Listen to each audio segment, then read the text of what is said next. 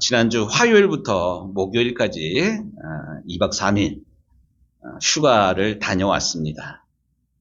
휴가 다녀오는 동안에 또 수요 기도회 우리 장로님 섬겨주시고 또 차량으로 섬겨주시고 일찍 와서 에어컨 틀어서 예배 드리는데 지장 없도록 제가 이렇게 새벽에 이렇게 예배당 들어오면 예배당 온도가 몇 도일까요? 30몇 도예요. 그러니까 하루 온종일 데펴진 그런 상황에 목사가 일찍 에어컨 안 틀어놓으면 어려운 그런 상황이었는데 우리 이점재 권사님 일찍 또 문양 권사님 퇴근하시면서 분주하는데도 이점재 권사님 먼저 태워다 드리고 퇴근해서 남편 밥 차려주고 또 교인들이 쉬러 오느라고 이렇게 수고해 주셔서 은혜 가운데 저도 잘 다녀오고 또 목사가 없는 동안에 예배 또 멈추지 않고 진행할 수 있게 도와주셔서 모든 섬김에 감사를 드립니다. 저는 이번 휴가, 작년도 그렇고요. 이번 휴가에도 서울 휴가 전에는 부모님 찾아뵙고 또 장모님 식사 대접도 이렇게 해드리고 2박 3일 동안은 온전히 저랑 우리 아내랑만 이렇게 여행을 좀 하고 있습니다. 작년에도 그랬고요. 작년에도 서울 투어를 좀 했는데 올해도 서울에 있는 박물관을 좀 다녔어요. 밖이 워낙 더워가지고 바깥으로 다니기는 뭐하고 물론 걸어서 다니고 차 타고 다니고 그래서 덥긴 했는데 실내에서 보내는 시간이 좀 많았습니다.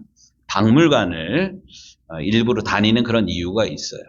제가 특별히 역사 신학을 공부를 했기 때문이기도 하지만 역사적인 그런 현장에 설 때마다 제 자신에게 묻는 시간이 참 많아요. 역사란 그 옛 일들에 대한 그냥 단순한 기록이 아니라 이에치 카가 말한 부단히 과거와 현재 그리고 미래가 끊임없이 대화하는 것이 역사이다라고 저는 생각을 하기 때문에 역사의 현장에 또 그 기록들 앞에 서는 것을 즐기고 있습니다. 특별히 이번 2박 3일 가운데 저한테 아주 뜻깊은 그런 현장이 하나가 있었는데요. 은택 집사님, 예, 그림 좀 보여주실래요? 예, 예. 여러분들 혹시 가보신 분 있으신가요? 여기가 어디냐면 종로 6가 끄트머리, 허름한 판잣집이 있는데 이게 청계천 박물관이라는 데가 있어요. 혹시 들어보셨나요? 청계천 아시죠? 예, 청계천. 예. 우리 이명박 대통령이 이 산업화 시절에 도로 닦고 이러느라고 막아버렸던 그 청계천을 다 뜯어내가지고 물이 흐르게 하셨어요. 저희도 광화문 쪽에 좀 있었는데 청계천에 발 담그고 있는 분들이 참 많더라고요. 우리 이명박 대통령이 이건 참 잘하신 것 같아요. 그런데 그 청계천 그 끄트머리에 청계천 박물관이라는 곳이 있고요. 그 앞에 이런 판잣집들이 이렇게 만들어져 있어요. 여기 사람 사는 거는 아니고요. 지금부터 한 30년, 40년 전에 청계천에 이러한 집들이 있었다. 이것을 이렇게 보여주기 위한 가건물인 것 같습니다. 1970년대, 여러분들 다 그 시대를 겪어온 그런 분들이잖아요. 한참 우리나라가 산업화가 일어났던 그런 시절에 시골에서 논 팔고 밥 팔아가지고 사람들 어디로 갑니까? 서울로 가는데 시골에 예를 들어서 유정리는 땅값이 비싸요. 근데 예를 들어서 평창에서 농사 짓던 사람이 도저히 농사를 못 짓겠어. 농토 있는 사람은 그나마 농사를 짓게 되는데 없는 사람 있는 거 다 팔아가지고 서울로 가면 압구정동에다 땅을 살 수 있을까요? 없을까요? 못 사요. 그러니까 사람들이 모이는 곳이 제일 싼 곳, 그게 청계천가에 허름한 운막집을 짓고 사람들이 이렇게 살아갑니다. 산업화 시절에는 이 사람들이 사실 눈에 보이지를 않았어요. 마침 이때에 노무라 모토유키라는 일본인 목사가 한국에 들어왔다가 이 청계천의 상황들을 보고 이 노무라 목사님이 카메라를 사진 찍는 거를 즐겨 하셨는데 그 사진기에다가 청계천 판자촌에 사는 사람들의 모습을 카메라에 담습니다. 제일 유명한 사진이 요거예요. 요 그림 많이 보셨죠? 엄마가 아이 들쳐업고 기도하는. 이 엄마는 어느 교회를 다녔냐?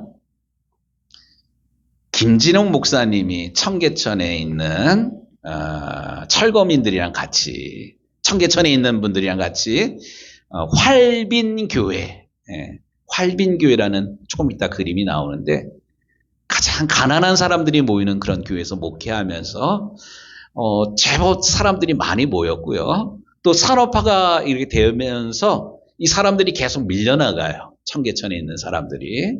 그리고 이 사람들이 밀려가 가지고 처음에 간 게 성남의 은행동. 성남 은행동이 지금식으로 얘기하면 달동네. 달동네. 문영원 선생님이 아시겠죠? 뭔 말인지? 네, 달동네로 이렇게 밀려나는 그런 지경에 결국 이 사람들이 어디로 가냐면 남양만으로 갑니다. 김진호 목사님이 청계천 철거민들이랑 같이 남양만에 가가지고 개척 사업을 하고요. 이런 일들을 활빈교회가 하는데, 그러면 이 노무라 목사님은 도대체 어떤 분인가? 다음 그림 좀, 은택 집사님. 네, 다음 그림. 네. 이렇게 생겼어요. 뭐 후더분한 그런 인상은 아니에요. 일본 사람이네. 근데 일본 사람인데 좀 특이한 그런 분이셔요. 옆에 이렇게 그림들이 있는데 이 그림이 뭐냐면 일본이 일제가 1919년 3.1운동이 일어났을 때 만세운동이 벌어지니까 화가 났어요. 특별히 전국적으로 교회가 있는 곳마다 교회를 중심으로 만세운동이 벌어지니까 교회를 탄압을 하는, 특별히 수원에 있는 제암리교회 그 교회로 동네 사람들 다 모아놓고 뭘 했냐? 다 각계목으로 맞고 교회를 불질러 버리게 됩니다.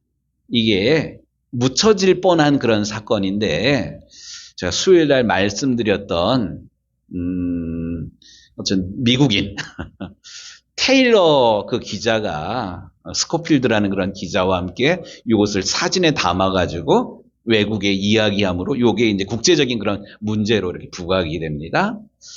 해방이 된 이후에 일본은 1945년에 패망하고 일본으로 돌아갔는데 뭐 일본이 나쁜 놈들 뭐 이렇게만 생각했는데 일본인들 가운데 미안한 마음을 가지고 있었던 그 기독교인들이 있어요.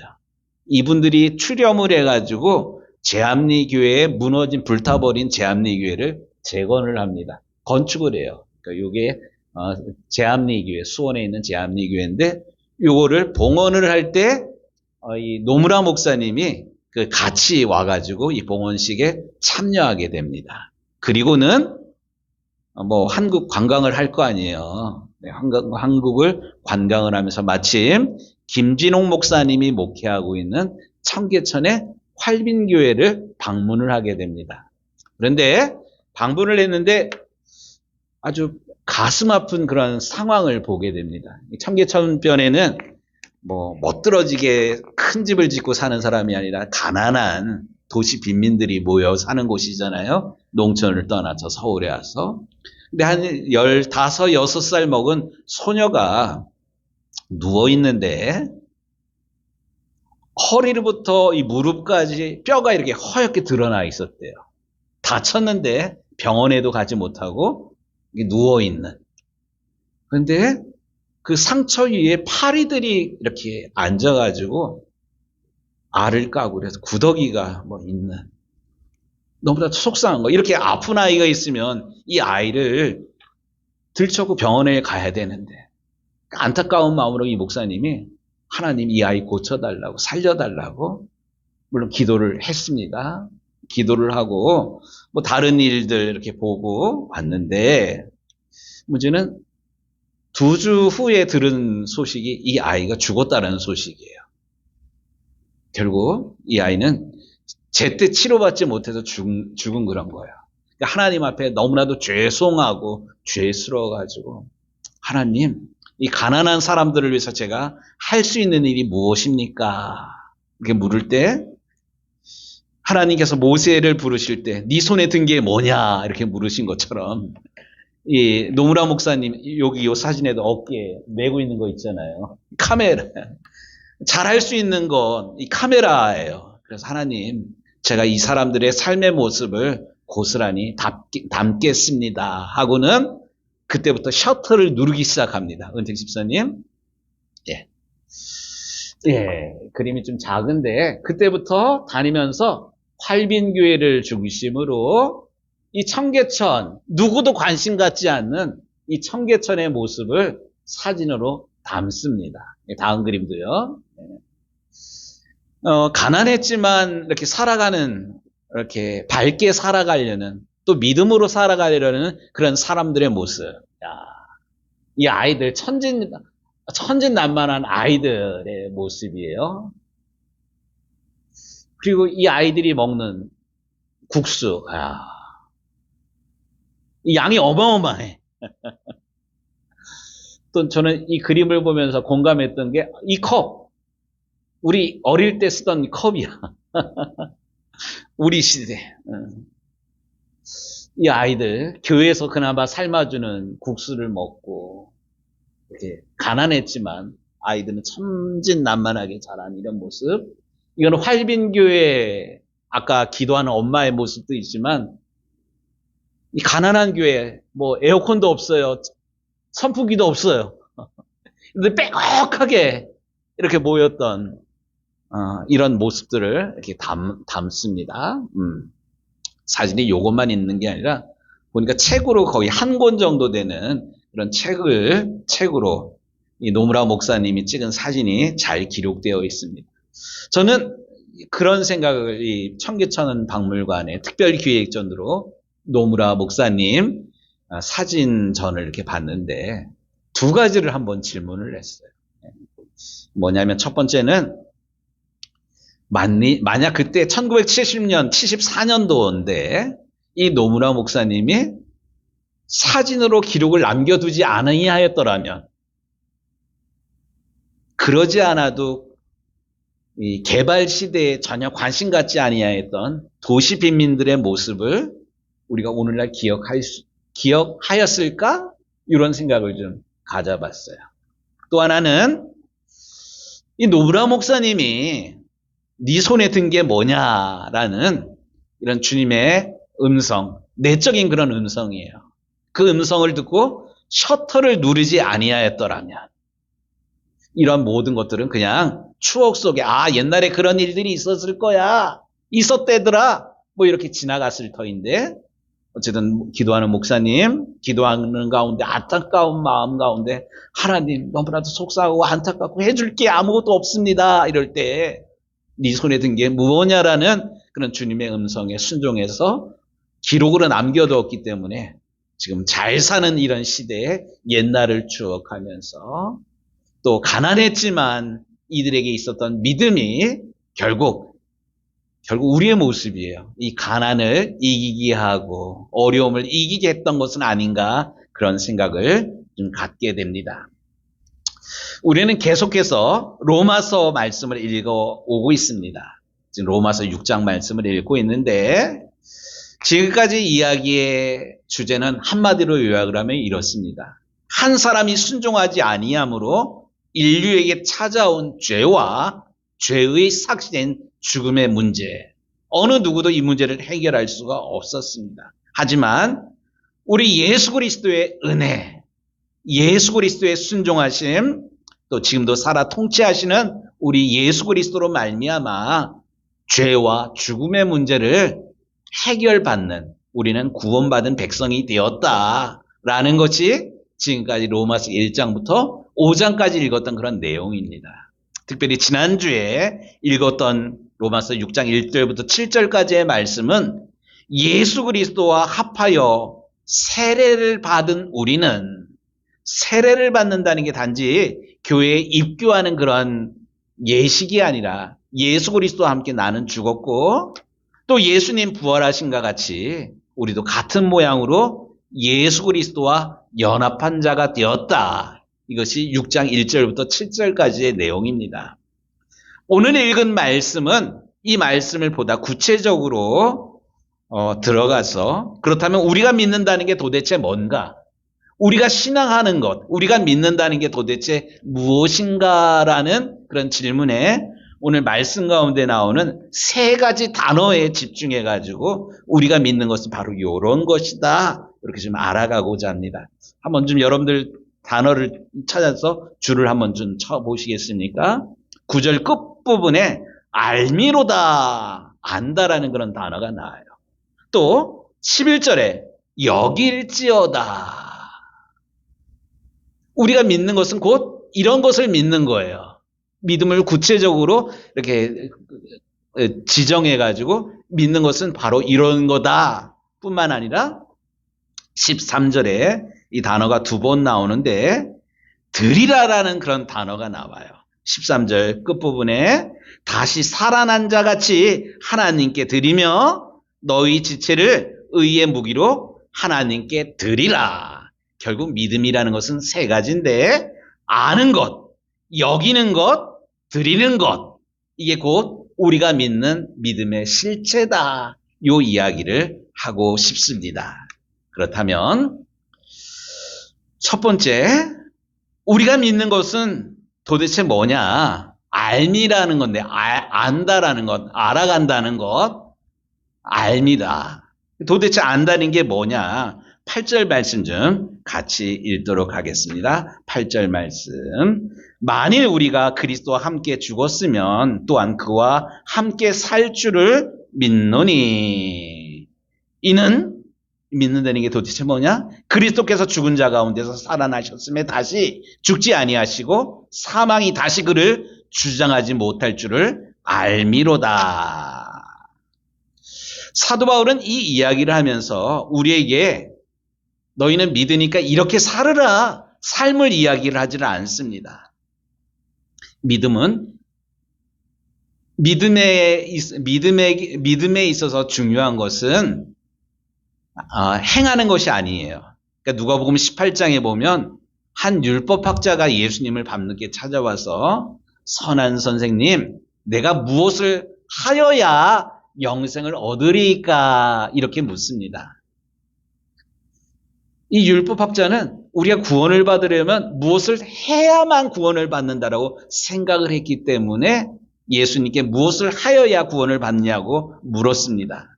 이에 대한 예수님의 대답을 자세히 보면 사람이 무엇을 행한다고 영생을 얻는 것이 아니라고 예수님이 말씀하고 계심을 알게 됩니다. 곧 행하기 이전에 존재가 바뀌지 않으면 결코 선한 일도 영생에 이를 수도 없다.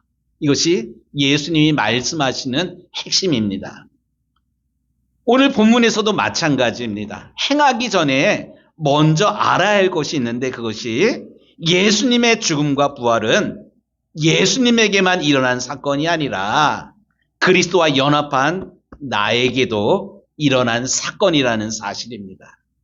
성경은 이것을 로마서 6장 전체를 통해서 이야기하고 계신데 6절에 보면 우리의 옛사람이 예수와 함께 십자가에 못 박힌 것은 8절에 우리가 그리스도와 함께 죽었으면 예수님의 죽음이 예수님의 죽음으로 끝나는 것이 아니라 죄인된 나의 옛사람의 죽음이라고 이야기를 합니다. 또한 8절에 또한 그와 함께 살 줄을 믿노니 예수님의 부활이 예수님의 부활로 끝나는 것이 아니라 예수 그리스도와 연합한 우리의 부활, 예수 그리스도와의 연합을 이야기하고 있습니다.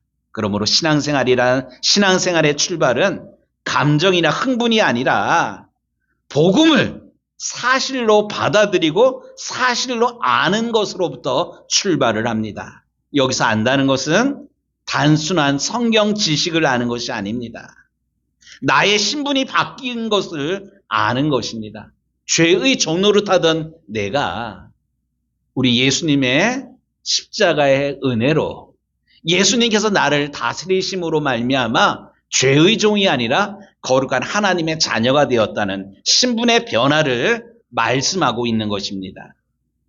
나는 여전히 죄의 유혹을 받고 있지만 더 이상 죄가 내 인생의 주인이 아닌 것은 예수 그리스도께서 죽으심으로 죄의 권세를 완전히 깨트려 버렸기 때문에 그렇습니다. 나는 더 이상 죄의 종노릇을 하는 어리석은 또한 연약한 인생이 아니라는 사실입니다. 이 사실을 내가 안다라는 겁니다. 내가 믿는다는 겁니다. 결국 믿음이라는 것은 예수님이 나를 위해 죽으시고 또 예수님 부활하신 것처럼 나도 새 생명을 얻게 되었다는 것을 아는 것, 이것이 믿음의 시작입니다. 두 번째, 우리가 믿는다는 것은 도대체 무엇인가? 11절에 봅니까? 여길지어다라는 단어가 나오고 있습니다. 이와 같이 너희도 너희 자신을 죄에 대하여는 죽은 자요, 그리스도 예수 안에서 하나님께 대하여는 살아있는 자로 여길지어다. 여기 여긴다라는 헬라어 단어가 참 재미있습니다. 로기조마이라는 히라보 단어를 쓰고 있는데요. 로기조마이라는 히라보 단어는 계산하다, 헤아리다, 사실로 간주하다라는 그런 의미입니다. 이것은 막연한 추측이 아니라 막연한 생각이 아닙니다. 구체적이에요. 구체적으로 계산하고 헤아리고 뭐 이런 의미입니다. 그래서 나는 괜찮아, 나는 죄가 없어, 나는 강한 사람이야 라는 유의 자기 체면을 스스로에게 거는 것이 아니라 오히려 하나님께서 이미 이루신 사실을 나에게 적용한다는 의미의 단어로 쓰여지고 있습니다. 그래서 8절부터 10절까지의 내용은 객관적인 복음의 사실을 이야기하고 그 11절에는 그 사실을 주관적으로 나에게 적용하는 의미입니다. 예수님이 죄에 대하여 죽으셨다로 끝나지 아니하고 그러므로 나도 죄에 대하여는 죽은 사람이다라고 여긴다, 곧 믿는다, 받아들인다라는 의미입니다. 이렇게 예수님의 죽음을 곧 나의 죽음으로 나의 죽음, 또 더 이상 죄가 나에게 왕노릇하지 못하는 것으로 받아들일 때 우리의 삶에 어떤 변화가 일어나겠습니까? 12절 말씀으로 자연스럽게 이어지게 됩니다. 12절 말씀 같이 읽겠습니다. 그러므로 너희는 죄가 너희 죽을 몸을 지배하지 못하게 하여 몸의 사욕에 순종하지 말고. 여기 중요한 그런 단어가 그런 개념이 있는데 그게 뭐냐면 죄가 존재하지 않는다라고 사도 바울은 이야기하지를 않습니다. 죄는 여전히 우리를 유혹합니다. 그러나 중요한 것은 그 죄가 우리를 지배하지 못한다라고 사도 바울은 말합니다. 제가 가끔 인용하는 그런 속담인데요. 유럽의 속담에 이런 말이 있다 그러지 않습니까? 새가 내 머리 위로 지나다니는 것을 막을 수는 없지만 뭐는 막을 수 있어요? 그 새가 내 머리 위에다가 둥지를 트는 것은 막을 수가 있다. 바로 죄도 마찬가지예요. 여전히 죄의 목소리는 여전히 우리에게 들릴 수 있습니다. 이거 해라, 이거 달콤하다, 뭐 이거 얼마나 좋은데 뭐 남들은 안 그러는 줄 아냐? 이런 음성, 이런 유혹이 끊임없이 우리에게 들립니다. 그러나 그 목소리에 순종할 의무는 우리에게 없습니다. 왜냐하면 우리는 더 이상 죄의 종이 아니기 때문에 그렇습니다. 우리는 누구의 음성을 듣고 누구의 음성에 순종하는 사람입니까? 예수님. 그렇습니다. 이제는 내 인생의 주인이 더 이상 마귀나 내 옛사람이 아니라 예수님께서 내 인생의 주인이 바뀌었기 때문에 우리는 주인의 음성에만 순종하면 되는 것입니다. 그러므로 믿는다는 것의 두 번째 의미는 복음의 사실을 나에게 믿음으로 적용하는 것, 여길지어다. 이것이 곧 믿음의 두 번째 실체의 모습입니다. 세 번째, 우리가 믿는다는 것은 도대체 무엇인가? 하나님께 드리는 삶입니다. 복음에 합당한 삶을 사는 것입니다. 믿음은 드디어 행동으로 이어지게 됩니다. 우리 예수님 산상수훈에 이런 말씀을 하셨습니다. 너희는 세상의 빛이다. 너희는 세상의 소금이다. 여기 빛과 소금은 이름으로만 존재하는 것이 아니라 그 역할을, 그 사명을 다할 때 그 역할이랑 사명이 뭐예요? 빛으로서 밝히는 역할을 할 때, 또 소금으로서 맛을 낼 때, 썩지 않는 역할을 썩지 않도록 사라지는 그런 역할을 할 때 그 이름값을 하는 것입니다. 곧 행동으로 이어져야 된다는 사실입니다. 13절에 너희 지체를 불의의 무기로 죄에게 내주지 말고 오직 너희 자신을 죽은 자 가운데서 다시 살아난 자 같이 하나님께 드리며 너희 지체를 의의 무기로 하나님께 드리라. 여기 아주 재미난 대비가 나오고 있습니다. 죄에게 드릴 것인가 아니면 하나님께 드릴 것인가. 결국 문제는 내 몸을 누가 사용하는가에 따라서 우리의 몸이 죄의 종로로서 할 수도 있고 또 하나님의 의의 무기로 사용될 수 있다라는 이야기입니다. 바울은 이것을 구체적으로 너희 지체라고 말합니다. 신앙은 마음속의 문제로만 두지를 않습니다. 내 눈을 누구에게 드릴 것인가? 내 입을 누구에게 드릴 것인가? 내 손을 누구에게 드릴 것인가? 내 발을 누구에게 드릴 것인가? 내 시간과 물질을 누구에게 드릴 것인가? 여기 재미난 단어 하나가 더 이렇게 우리의 눈에 들어오게 되는데요.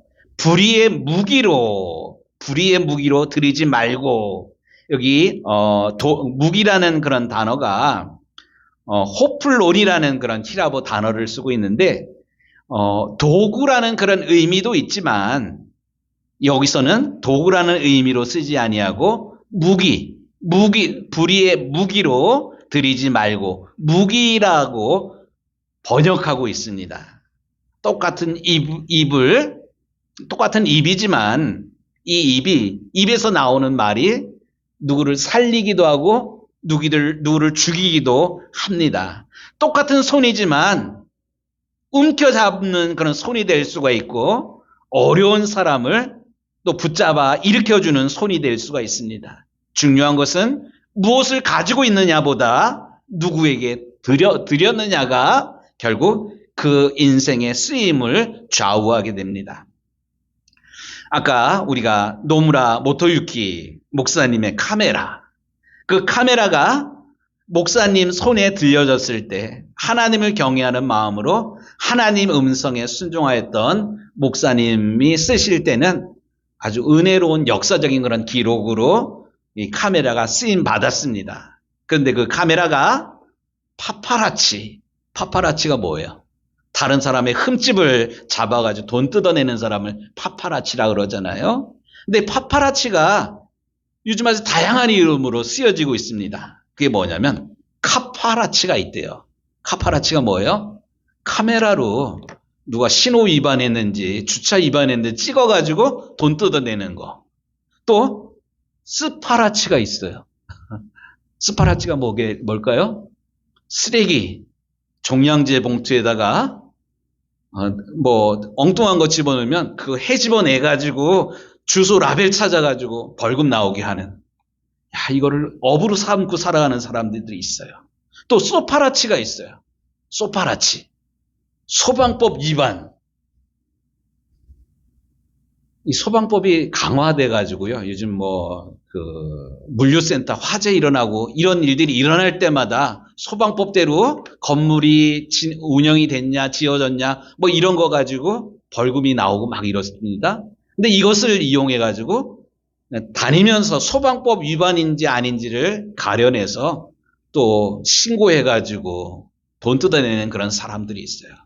똑같은 카메라지만 믿음의 사람 노무라 모토유키 목사님에게 쓰임받을 때는 거룩한 도구로 쓰임받지만 그렇지 않은 사람들에게는 오히려 불의의 무기로 이렇게 쓰여지고 있습니다. 사랑하는 우리 유정교회 식구들, 부디 예수 그리스도를 나의 구주로 믿고 예수님을 나의 구주로 믿는 우리 유정교회 성도들은 예수님의 십자가의 죽음이 곧 나의 옛사람의 죽음임을 알고 믿을 뿐만 아니라 이제 이후로는 오늘 13절에 말씀하심과 같이 너희 자신을 죽은 자 가운데서 다시 살아나는 자 같이 하나님께 드리며 너희 지체를 의의 무기로 하나님께 드리는 그런 삶을 살아가게 되기를 주님의 이름으로 축복합니다. 저는 이번 휴가를 마무리하면서 여러 박물관을 갔다 왔다 그랬지 않습니까? 은택 집사님 그 마지막 한번 좀 틀어주시겠어요? 우당 이혜영 기념관의 그 글귀가 저에게 계속 여운으로 남고 있습니다. 삶이 노선이다. 내가 걸어온 발자취가 내가 어떠한 꿈을 가지고 어떤 비전을 가지고 어떤 사명을 가지고 살아왔는지 살아온 삶의 발자취가 곧 내 인생이다. 이런 의미입니다. 우리는 특별히 예수님을 나의 구주로 고백하여 거듭난 삶을 살아가기를 소원하는 이들입니다.